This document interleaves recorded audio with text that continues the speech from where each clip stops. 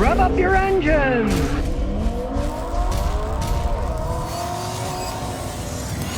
Trip out too, says Scotty. I have a friend I never listened to anyway. Telling me he has a car problem. And his oil's too low, the injector's leaking, clutch noise. You know, the guy ignores it. He just bought a diesel Mazda 3. He doesn't listen to you. And he bought a diesel. Give him one last chance to tell him that you got to change the oil in a diesel. Engine gets destroyed. Oil is cheap. Diesel engines are expensive. And if he doesn't listen to you, tough luck on him. I help millions of people all over the planet, right? I'm hoping lots of them listen to what I say. They must, because they keep watching my videos, right? Either that or they're insane. They just like looking at me. I have personal customers that some of them, they don't listen to me. I had one brought me a Nissan. Every year they'd bring it when it was inspection time. Because if it failed the inspection, I'd have to do something to make it pass. And every time, out of the 5 quarts in that engine, there was less than a quart of oil left. And I'd say, you need to change your oil more, you need to check your oil. Okay, next year, same thing. Well, after 6 years of that, the engine went out. He had to buy another vehicle. And it was a perfectly good engine. It's just that he never changed the oil and he never checked it except when he brought it to me once a year and then it was almost out of oil. There's nothing you can do about these people, so just give up. Give him one last chance. If he doesn't listen, well, that's the way the cookie crumbles. You know? Sometimes enough is enough and you just have to let it go on by and try to help somebody else out. A company called Plus AI just ran a semi-truck from California to Pennsylvania that drove itself. It delivered a truckload of Lanza Lake butter. It took a few days for it to drive across, but it was a self-driving truck that went the whole way. These trucks are called level 4 driving, where they're driving themselves. Now, their system that this company Plus AI uses is called SLAM. That's the acronym. Well, personally, I would have thought of a better name than SLAM. What if the self-driving truck slams into you?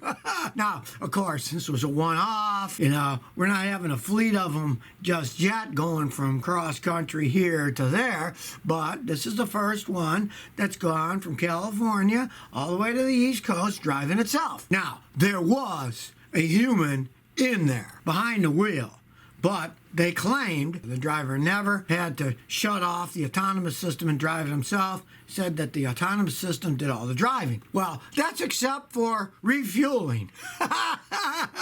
The truck didn't refuel itself, and the guy drove the truck into the refueling station. I guess maybe they were afraid he was going to run into the pumps or something. I don't know. And the trip did occur during the day, during the night, with rain and even some snow. Like I said, I think it's going to be a long time before it's an accepted behavior. But if anything, it'll be the big rigs on the highway will be the first ones to go to that system. It's more of a controlled environment. Generally, people aren't making U-turns in front of you on the highway or running across the street like they do in a city. So it makes sense. You're going to try it out. Try it out in a more open environment where there's less things to phase them, and maybe they can get a lot of the bugs out of the system. But this was the first one to go from California to Pennsylvania, delivering a truckload of butter.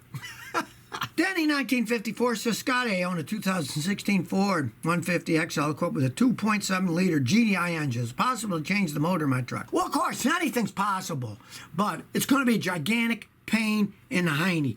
There's no doubting that. Modern cars are so high-tech, and the GDI one has so many different computers and sensors and fuel injection system. If you swapped it for a different type of engine, it's going to cost you a small fortune.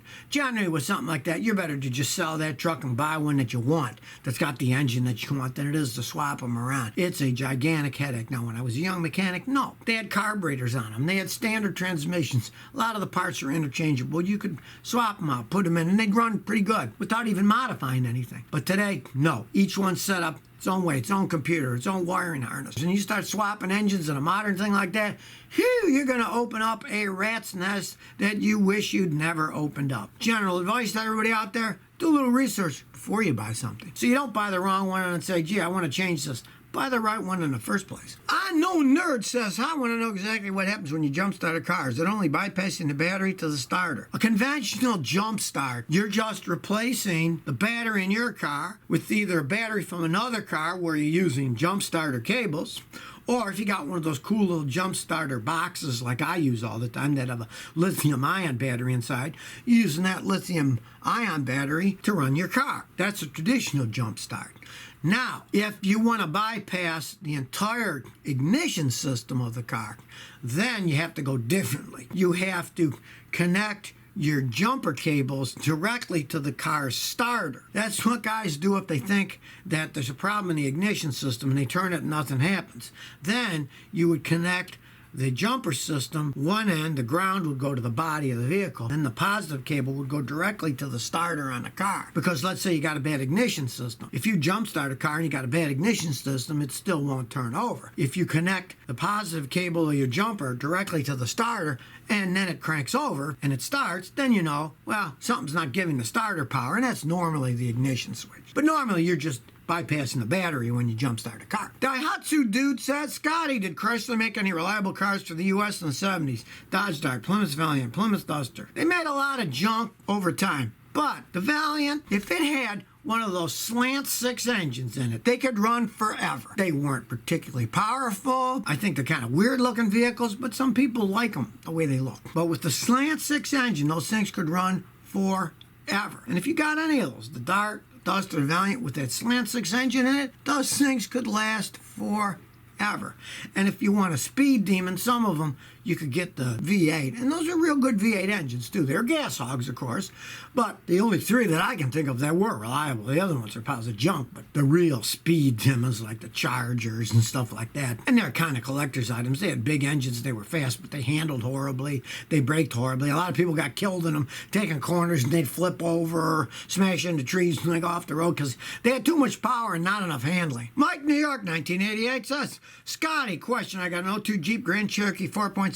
Recently, I replaced the power steering pump. Now it won't start. I can't figure out what's wrong. Help. I'm assuming that the Jeep started before you replaced the power steering pump. You messed something up. Check where you work closely. Every once in a while, even I'll make a mistake. I'll be in a hurry, take things off, put things on, and when I put things on, it'll rip a wire. It'll get jammed between the pump and the bracket, and you'll tear a wire. You'll knock off a sensor. Look around for the crank sensor wires.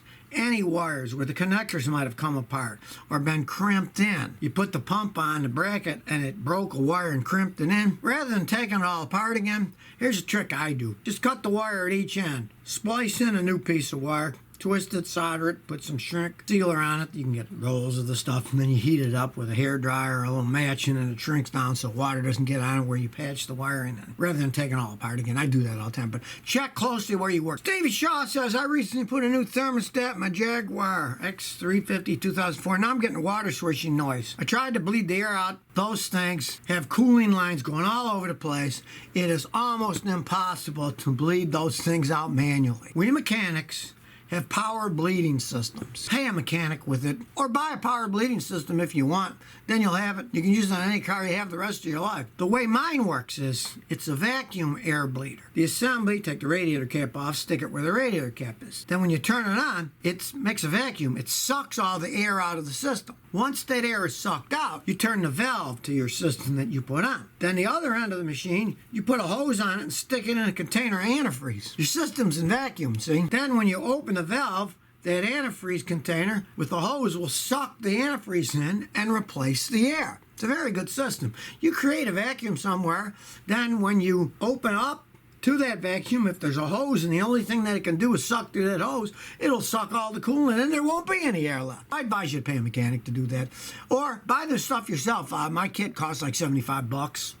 You might want to buy one. It's a real handy thing. Jack MCD786 says, Scotty, love it if you can make a video on how to flush brake fluid and bleed brakes and how to do it with ABS. Here's the thing. ABS systems, to bleed them correctly, most of them and all the modern ones, you need a special scan tool. Mine costs $5,000. You're not going to go out and buy something like that. But if you do want to do your own, there is a way you can do it as long as you don't get air in the system. If you get air in the system, you're going to have to pay a mechanic with an ABS bleeder to bleed it out because you'll never get the air out. But you bleed them normally, you're not going to get air in the system. So say you want to bleed your own brakes. Start at the right rear. Put a little hose on the brake bleeder and put it in a brake container. Have somebody step on the brake, open it. It'll squirt in there. Then close it. Then have somebody step on the brakes, open it, and close it. Do that 8 or 10 times. You're not getting any air in the system that way. Then do the left rear. Then do the right front, do the left front. As long as you keep that hose on the bleeder and it goes into a container of brake fluid, no air is going to get in the system, and you can get most of the fluid out that way. Say if you had to replace a part, like the master cylinder or something, and you got air going into the ABS actuator, no, you'd never be able to get it out. Bleed them at the wheels as long as you don't get any air back into the system. I've seen people do that. You need 2 guys, one to push, one to open it up. And if you have a person that's smart enough, they just say push it and leave it on the floor. They push it and leave it on the floor and don't pick it up and it sucks air in. You can do it. So if you never want to miss another one of my new car repair videos, remember to ring that bell.